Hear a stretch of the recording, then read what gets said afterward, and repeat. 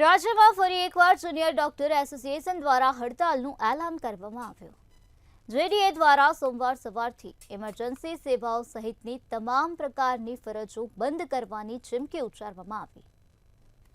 Stipend વધારાની માંગ સાથે આ હડતાલ કરવામાં આવશે। સરકાર દ્વારા સ્ટાઇપેન્ડ વધારાની અવધિ 3 વર્ષથી વધારીને 5 વર્ષની કરવામાં આવી છે, જેના વિરોધમાં જુનિયર ડોક્ટર એસોસિએશને સરકાર સામે વાયો ચડાવી। એક બાજુ અગાઉ થયેલી હડતાલને કારણે દર્દીઓ હેરાન પરેશાન થઈ રહ્યા છે અને હવે ફરીથી ઇન્ટર્ન ડોક્ટરોની હડતાલને કારણે દર્દીઓને હેરાન પરેશાન થવાનો વારો આવશે।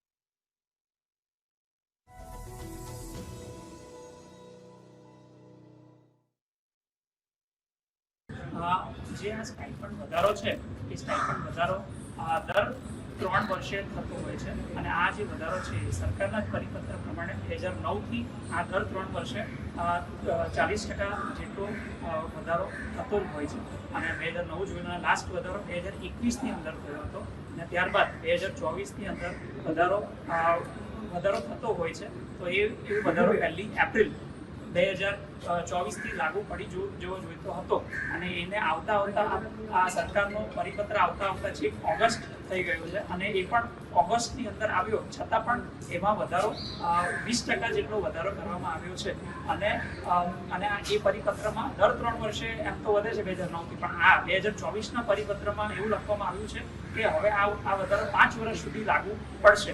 તો અમારો આ જે પર્સન્ટેજ 20% અને જે 5 વર્ષ માટે જે સરકારે મુદત આપી છે એનો અમને બધા રેસિડેન્ટોને અસંતોષ છે અને અમે એનો કડક શબ્દમાં વિરોધ। 2009થી દર 3 વર્ષે ગુજરાત સરકારના પરિપત્ર અનુસાર ડૉક્ટરોના સ્ટાઇપેન્ડમાં દર 3 વર્ષે વધારો થતો જ આવ્યો છે। એનો અંતિમ વધારો 1 એપ્રિલ 2021માં થયો હતો। તો આ સરકારના પરિપત્ર અનુસાર 1 એપ્રિલ 2024 से રેસિડેન્ટ ડૉક્ટરના સ્ટાઇપેન્ડમાં વધારો થવો જોઈએ।